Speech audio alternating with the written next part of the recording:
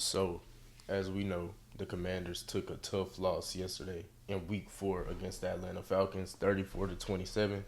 Today, we're going to recap the game, and I'm going to go over what went wrong and what led to our demise against the Falcons. Cue the intro. What they gonna say about your name?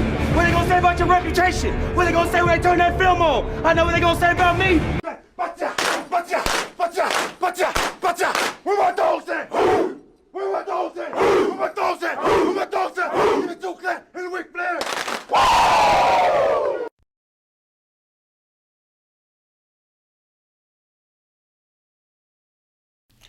So, if you haven't been behind a rock, if you've been living behind a rock, the Washington Commanders, went to Atlanta yesterday, and they lost 34-27 to the Michael Penix-led Atlanta Falcons. It was a close game pretty much throughout. It got a bit ugly, but the guys fought back, and the offense put this team in position to win. They made mistakes, but they did put this team in position to win. So, yeah, today I'm going to just recap the game and let you know what I think went wrong throughout the game. So, first, I want to say shout out to the Falcons. I mean, apparently we're just get-right games for the teams that are struggling. The Chargers came off a loss against the Giants where the offense didn't look too good. We're up next. It seems like we always get the bad side of teams. Like teams come out with a different type of aggression or just look better against us. So we're going to see what the Justin Herbert-led Chargers, we're going to see how it looks 6 days from now. But, yeah, before I start, I want to say follow the TikTok and the Instagram. It's in the intro, but I just want to reiterate it. But with that being said, I want to start off with the offense. I don't have many gripes with the offense, if you want the truth. I think the offense played pretty much as well as you could expect. Pretty much a second unit offense to play. Backup quarterback, down two of your top three receivers were out. Down your best blocking tight end. It's not much else you can ask. They put up 27 points. If you were to tell me the Commanders were to come into Atlanta and put up 27 points against an Atlanta Falcons team, which is talented offensively, but have only averaged 14 points this season, I would have told you we would have been walking out 3-1 with our heads up high, getting ready to play the Vegas Chargers. But that's not the case. That's not the case. Los Angeles Chargers. That's why. Anywho, that's not the case. Instead, the defense gave up 34 points. I'm gonna get to them later. They deserve their own soliloquy. But the offense, like I said, I don't have many gripes. I wish we ran the ball more. I do wish we did do that. I understand this running back by committee room, and to be honest, I have no problem with it. I do feel like Bill should be getting majority of the carries. I'm pulling stats up right now. I feel like Bill should be getting more carries than he is. He ended the first half with 1 carry for 5 yards. Now, what I will say, there was one play in the game where I want to say it was Caden Ellis. He was blitzing and Bill missed the block. And I think that led to a sack or a throwaway or something. I was like, ooh, Bill. I see what Cliff was talking about. But the stats, I want to start off with the run game. 22 rushes for 147 yards. We were averaging 6.7 a pop.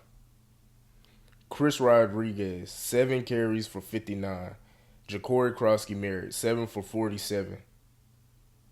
Marcus Mariota, 2 for 20. So,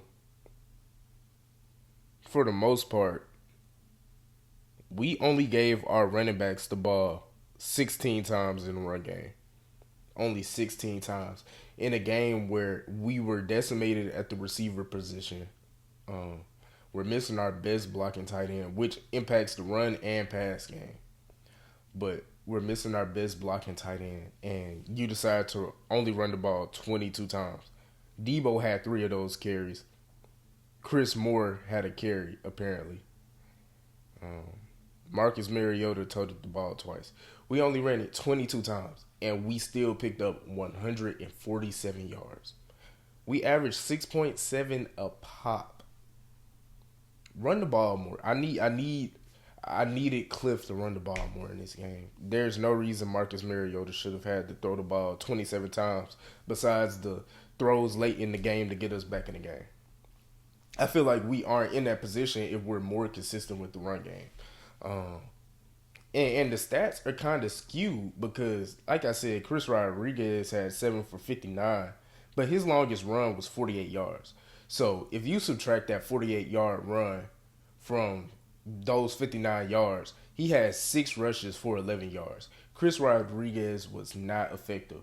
Ja'Cory Crosby-Merritt, once again, week after week, has been the most effective back as far as toting the ball. Why doesn't he get more carries? I don't know. Like I said, I understand a running back by committee, but at the same time, it is running back by committee. That means when someone's hot, give them the ball. Let them stay in the game. Let them develop a rhythm. It's been too many times where we see one guy, and it's kind of like a preseason drive, pretty much. Like the way I see it, it's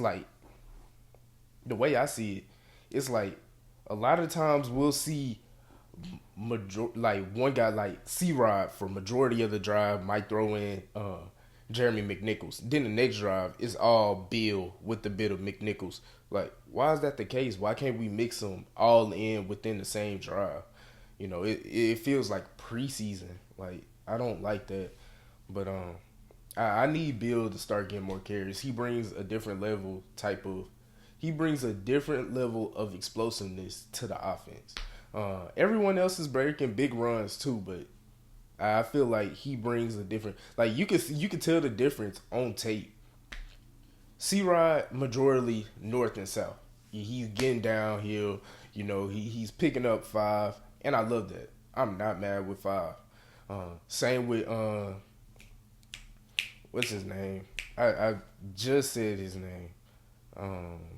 Same with Jeremy McNichols. Same way. When Bill gets in the backfield, when he touches the ball in the backfield, he's patient, but not to a point to where it's detrimental. He's patient to where he cuts and then waits and cuts back for like another 6 yards. And he's hard to tackle. He's a hard runner.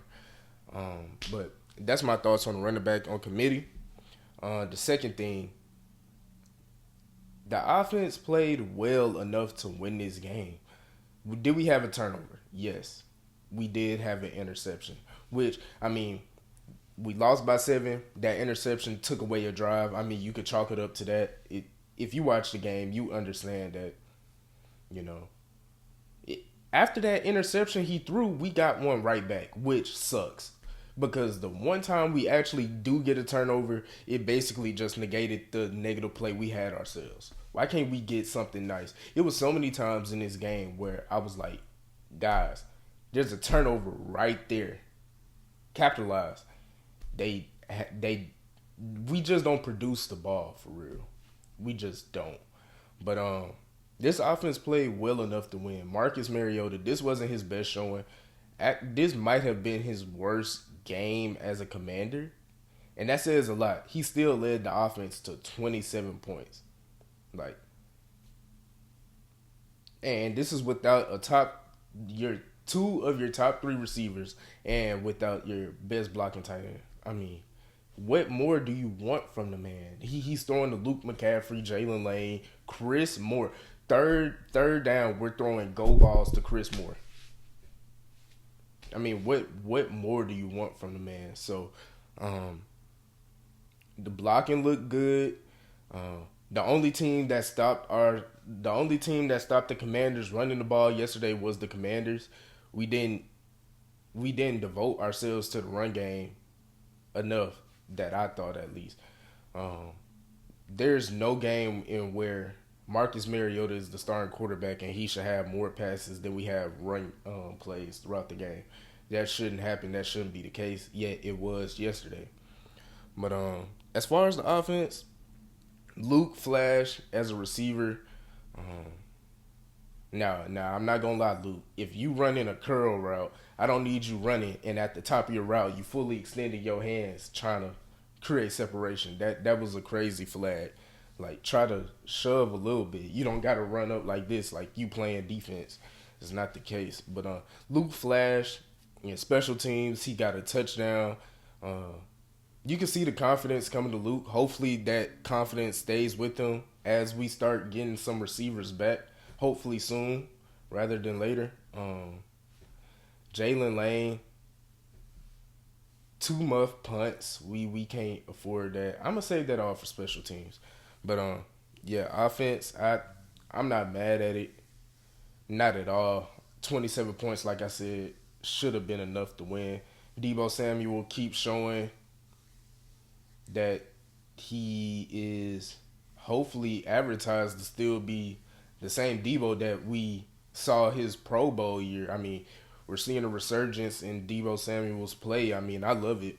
So if he keeps playing like this, it's going to put the front office in a bind next offseason on whether or not is he coming back or is he not? And B, if y'all do decide to sign him back, what's the price range? Because right now Deebo is playing like a top tier 2 in the league, so can't even get mad at it. We just need for Deebo to have his games and Terry to have their games and combine it to where it's like a formidable force.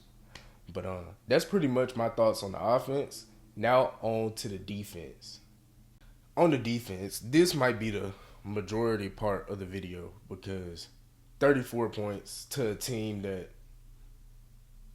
only averaged 14 coming into the game. Like I said earlier, they're obviously talented on offense. Obviously, they have a first-round quarterback, Bijan Robinson. That says enough right there. Kyle Pitts, Drake London, Darnell Mooney when he's healthy, even Ray McLeod, formidable O-line. They are talented, yet they haven't been able to piece it together.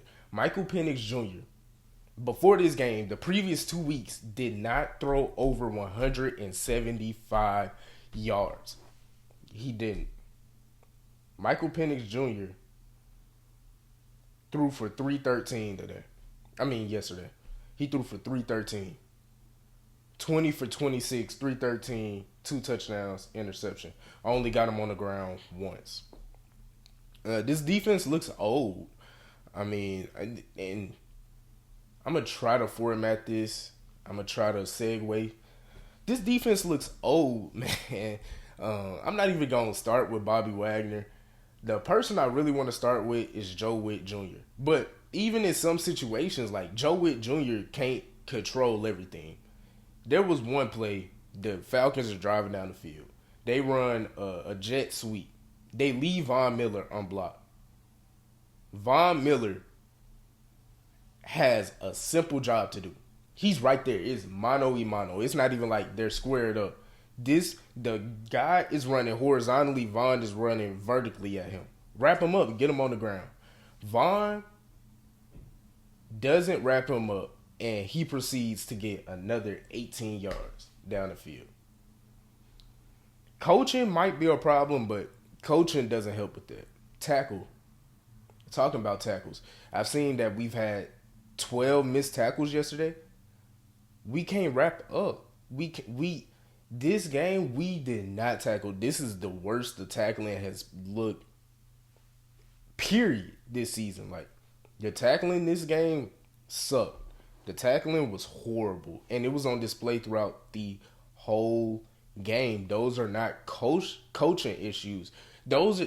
Tackling is something that's been taught to defenders from Pee-wee and up. That's not a coaching issue. Make a tackle, wrap up. There's nothing coaching could do about that. Missing tackles, we look old, we look slow. Now to pivot to coaching, Joe Witt does have to put his guys in better situations. And we're not the most talented team defensively. I know that. We're not the most talented team offensively, defensively. Now, special teams, we might have an argument. But we're not the most talented team. But You come out on a press conference and say, "Oh, I like my vets. I like this. I like that. They know where to go." They can know where to go. Can they get there in time? Like, they might know where to go, and they might. The younger players might be faster, and not know. The younger players might be faster, right? But if they don't have a knowledge of the defense, they might not get to the spots as fast as the vets. Where the problem is here that the vets know where to go, yet they still can't get there. You might as well put the young guys out there. At least they gonna be, at least they fast. At least they can run. They might not get to the spot as fast as the vets, but the vets aren't getting as fast to the spot. The vets aren't getting to the spots as fast as they need to be either to be effective. And part of that's coaching, part of that's the vets. It was throughout that game yesterday, it was too many times where I looked in the secondary. Cause a lot of us thought that was gonna be a bright spot in the defense. We think Marshawn Lattimore is healed, boom. He got one side. We not expecting him to lock up. But he got one side. Trey Amos, a dog, he got the other side. Mikey, we put him back in the slot. And we have our guys in the back end, and Will and Quan. We expected a big year from Quan this year. So far, the secondary arguably has been the worst part of the defense. Arguably. Trey Amos has been the best corner on the field. And he was getting picked on a bit yesterday, too. Not too many times compared to his compadres. But he was getting picked on a bit, but not too many times. Mikey, and we saw this last year when he first started. Mikey doesn't look good in the slot, man. It was one play where the defender runs a curl against him. Mikey is running, and the defender and the receiver just stops, and he flips his hips. What are you flipping your hips for? He didn't even threaten your leverage. Why are you flipping your hips? He didn't even give a false step. He just stopped and turned, and Mikey flipped his hips, ran like 2-3 yards extra upfield, and had to break back down for the tackle. Mikey has looked bad in the slot. And I understand he got our interception yesterday, our only turnover of the season. But that was more of a duck by Michael Penix. Michael Penix knew that was a duck as soon as he threw it. He threw the ball and started jumping in the air because he knew what the outcome was going to be. But Mikey has looked bad in the slot. Marshawn Lattimore, he's had his days where it just depends. Like, on a crucial third down, the Falcons run motion with Drake London. They run him in and break him back out. Marshawn Lattimore, we saw against the Packers, if you put the man in motion, he's going to fail. He's going to fail. The Falcons do that. It's like 3rd and 8 late in the game. We need to stop.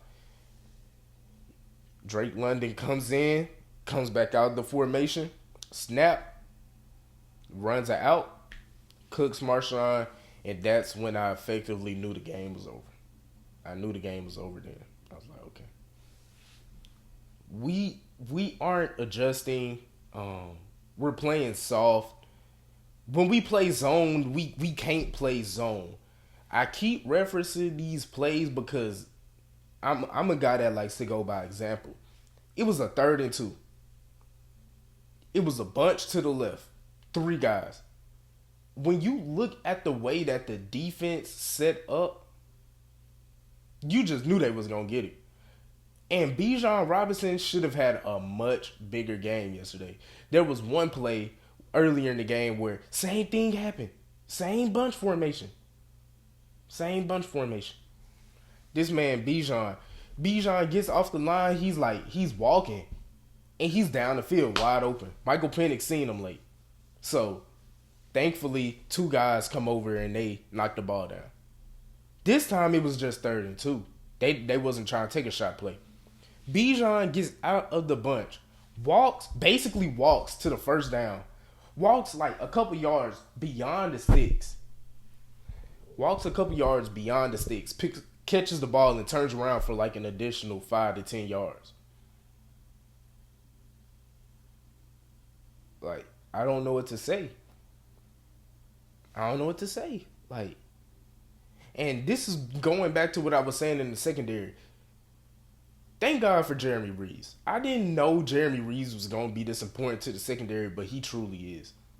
If you go back and watch that game and see how many times Jeremy Reeves had to put guys in situations and say, hey, no, you over there. Like, the secondary looked so confused yesterday. It didn't make sense. Mikey came out in his presser and was talking about communicate. Trust me, I can see y'all look confused all day back there. Y'all look confused. So, from this point on, I don't know what to expect. We play the Chargers. Quinn Johnston was hurt with the shoulder yesterday. I don't know if he continued or if he was held out of that game. But I'm probably expecting to see him next week unless it was some major. Trey Harris, Keenan Allen, Ladd McConkey. Now, the thing is, Joe Alt will most likely be out. We need the D-line to get pressure. And this is the defensive side. I'm just stuck on the secondary right now. Everybody's going to catch some flack. But this is just the Joe Alt probably going to be out next week. We going to need some pressure. Because apparently if we don't get pressure, and obviously this is common football, but if we don't get pressure, we can't guard no one. Even without pressure. Even without the pressure. Quarterbacks are still getting the ball out in like 2.5 seconds. It's someone open. Like, we don't contest no catches. You're going to be wide open. You might have a chance to pick up some big yardage down the field, matter of fact. That's how open you are. That's my gripe with the secondary. We got to communicate, and something has to give at a certain point. Now, to pivot from the secondary, we'll just move down one line. The linebackers. Bro, we have to do something. We have to do something. Something has to give. Frankie is not an off-ball backer, okay? That's not when he's at his best. Let Oos just be Oos. Let him attack the passer. Let him attack the line of scrimmage. That's what he's best at. Let him do that. Stop implementing Frankie as a off-ball backer at this point.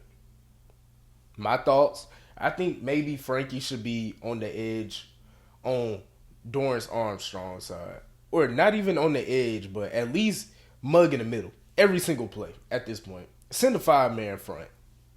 Or if you want to disguise Frankie sometimes and let him mug the middle and then let him drop back, cool, do that. Stop putting him side by side with Bobby Wagner. And this isn't Frankie hate.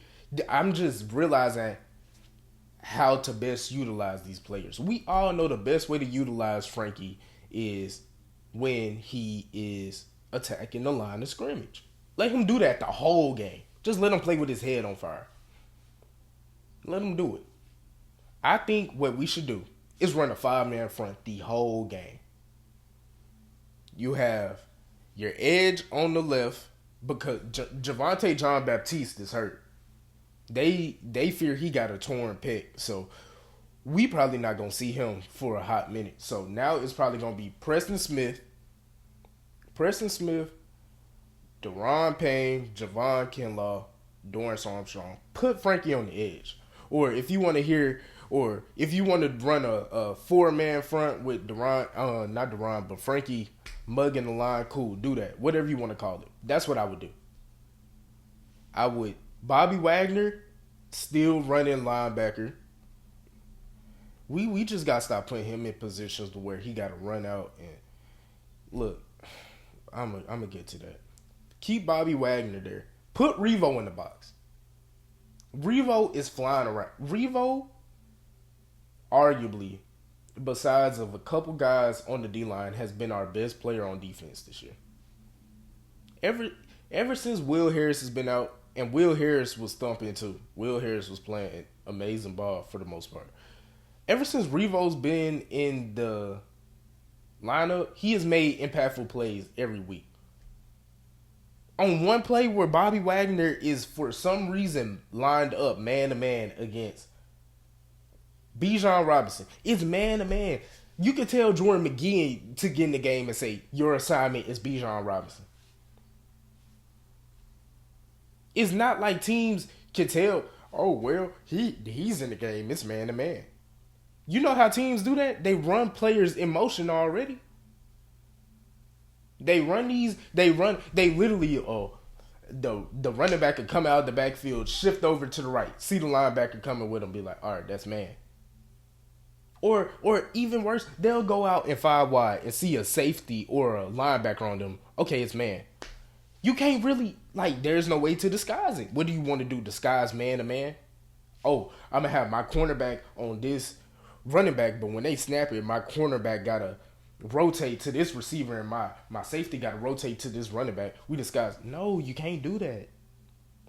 Put Jordan McGee out there. Tell him to run with Bijan. It didn't make it better that Bobby had to go up through bumps and hills to get to Bijan either. But when he was there, a faster linebacker would have probably at least touched Bijan there. Bobby almost blew a gasket trying to catch Bijan. A gasket. I'm trying to tell you, Bobby was almost finna be in the repair shop. We wasn't finna see Bobby for a little minute. Hey, Bobby finna be in the repair shop. I ain't gonna lie to you. But with all that being said, Joe Witt has to find a better way to utilize his guys. I told you what I would do. I would put Frankie down there. Let Revo in the box. Let him be in the box. And let Darnell Savage take his spot. So you keep your 3 corners out there. Keep Quan. And let Darnell Savage run the strong safety position. And let Revo take over the linebacker position. He just be a hybrid. You feel what I'm saying? Let Revo come in the box. Now, the thing about it is, like I just said, Revo has been saving a lot of plays in the back end. Even last week against the Raiders, it was one time that a receiver running up the seam, Revo told Noah Igbenogany, go get him. It almost was a big play until Revo said, go get him. Noah broke the play up. No, Revo has been saving this secondary a lot this season. And I don't think people recognize that he's been saving this secondary a lot. A lot. Shout out Revo. To me, he is probably the defensive MVP over the first quarter of the season. Yes, the guys on the D-line haven't been impactful at times, but Revo has been impactful throughout the whole game, even in ways the stat sheet can't determine it. That's what I would do.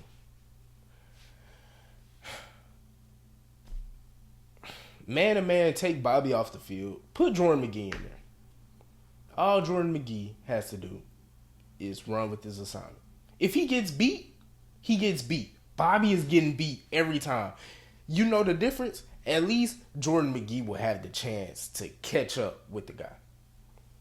Bobby, if you catch the ball on Bobby, if you have an inch of space, you're gone. You're gone. Bobby Wagner isn't. If I go out there and run a route against Bobby, you give me the ball, whoop. It's a slant, whoop.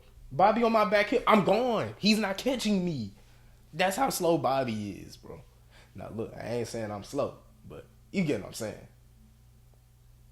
We got to do something as far as the second level because this is getting outrageous. This is getting outrageous. And obviously, going from linebacker to D-line. Look, the D-line, I'm not even mad at the D-line for real. Now, what I will say, there is a pattern. When we play the horrible O-lines, we played 2 of them. We played the Giants O-line and we played the Raiders O-line. We dominated all facets of the game. All facets. Russell Wilson couldn't even look up. It's someone in his face. Geno Smith got sacked 5 times, 28 pressures throughout the whole game. Should have been more like 7, 8 sacks. We dominate. But when we play either a decent to good O-line, we struggle. Not even in the run game. You want to run the ball on the interior? I don't know why the Falcons tried to run the ball on the interior on a crucial 3rd down when they had success on the exterior all day. But those guys in the middle of the defense, they aren't allowing nothing up the middle. That's one thing that's been consistent throughout the first month of the season. You cannot run the ball on Washington's interior. You can't. You just can't. I'm telling you now, you can't. However, if you want to run it to the edge, have as much success as you want. And that's where we miss Dietrich Wise at. 6'5", 325, something like that. Big body on the outside. We don't have that no more. We don't have that. I think people forget how much people when teams try to run to the edge with Dietrich Wise out there, they couldn't. They couldn't. But with the absence of Dietrich Wise, we don't have that no more. Now we have Von Miller on the edge. We have Jacob Martin on the edge. We can't stop the run on the exterior. I feel like every time, especially that first drive of the game, the Falcons came and punched us in the mouth. I'm talking about, they said, we gonna run to the edge. What you gonna do? We said, have fun. Have fun. Hey, you want 9 yards? There you go. You want 13? There you go. Oh, you want to be this close to breaking a big run? We're not going to give you that, but we'll give you 20. Because they run it to the edge. My biggest gripe with this D-line, and part of that is going back to the backers. They can't fill the gaps. They aren't fast. Frankie's not old. He's just not fast. Wagner is old and slow. He's old and slow. He can't run sideline to sideline like he used to. He can't do it. He can't do it. Frankie is going to come down with the force. That don't mean he fast, though. He just coming down with the force. Bobby is slow. The only way Bobby could get to the spot and make an impactful play is if he recognizes the play and he's like, I'm a vet. I know where I need to be. Which is what Joe Witt was saying. But that's not the case. Whenever teams try to run to the edge of us, we struggle. We struggle. We struggle. It's that simple. I need my D-line to... And now with Vontae John Baptiste being out, we probably going to have to go to Preston Smith next week. We going to see. I need the D-line as a unit to... And he might help with the run game as far as edge. We were stopping the run on the edge because he is a bigger edge. He's around 6'5", probably 280, 292. You feel what I'm saying? But with that being said, I need them to get more pressure as a unit against formidable O-lines. Like, we face the Eagles twice a year. That is the best O-line in the league.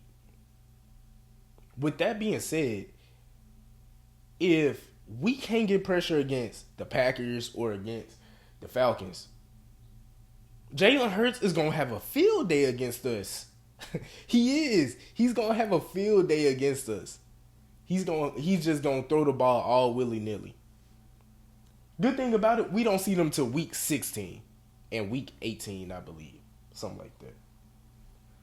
However, though, I need us to get more consistent pressure on teams that present some sort of offensive line. I truly do. Yeah, that's my thoughts on the D-line. As far as special teams, I think special teams played... Nah, I was going to sit here and lie. They didn't play well. Matt Gay, the one game Matt Gay wants to be automatic, Mr. 4 for 4. Every other facet of special teams wants to start showing little weaknesses. Like, it was one time we had a kickoff, kicked it off to the Falcons, big hole. Luckily, we tackled the returner. Threw a flag. They had to re-kick it off. And it was another big hole that could have also been another big return. But shout out to the special teams. They closed it up quick. Jalen Lane, you muffed the first punt. Look, you're a rook. That don't affect your ability to catch. Can't be affording to muff punts, especially in this game where we're down a lot of significant players. He muffed the first punt. It dropped through. Luckily, it didn't bounce crazy. He just dropped right on it. Cool. The second muff punt, Jalen, I understand it was right before halftime. That guy is coming at you like a torpedo. Fair catch the ball. Just fair catch the ball. Look. Because that could have gotten ugly. I'm talking about Jalen caught the ball. He's already all the way down. He's already short. But he had to go all the way down to catch that ball. And as soon as it touched him, and the announcer, oh my gosh, that's an amazing hit. Oh my gosh. It was an amazing hit. Yeah, shout out Mike Ford for the hit, but they lost their mind. Oh my gosh, that's an amazing hit. Oh, let's hear it one more time. Oh my gosh. Look at that hit. Look at Mike Ford. Fair catch the ball. There's nothing you could have did in that situation. Nothing. You couldn't have even made him miss. Because even if you did catch the ball clean, you had to come all the way back up. There was nothing you was going to be able to do. Special teams, that was probably their worst game of the season. We just have to clean things up all over the place. Offense scores 27 points. The defense should not have allowed 34 points. And we really caught some key breaks throughout that game. That's my review of this game. We have a lot to clean up. The reports are already saying that we should see Jaden in week 5. As far as Terry, I don't think we see Terry until probably week 7 against the Cowboys, our first matchup against the Cowboys. I think he misses this game. Now, with the Chicago game being a Monday night game, it could raise his possibility of playing that game. I still think he sits out. I think next time we see Terry is in Dallas because, obviously Terry didn't just go the whole offseason without working out, but, he was away from the team the whole offseason. So, it's not surprising that he got such an injury. But, with him being away, even if he wasn't away, you don't want to risk. And not even because he's one of the best players on the team, but because of the position he plays. You don't want to risk a guy that relies heavily on athleticism, running, stopping, getting out of breaks. You don't want to risk that and possibly re-aggravate it and make it worse than what it is. I think they take it slow with him, just like how they've been taking it slow with Jaden. And I think we see him in Dallas. I truly do. But we have a lot to clean up. Dan Quinn has a lot to clean up. Cliff Kingsbury has a lot to clean up. Joe Witt Jr. definitely has a lot to clean up. Special teams has a lot to clean up. The 53-man roster has a lot to clean up. Everyone has a lot to clean up. But those are my thoughts on the game. Let me know what y'all think in the comment section. Like, comment, share, subscribe. And until then, that's Command and Control, Controversial Calls, Lead Official Miko, Chosen Commander Miko. I'm out.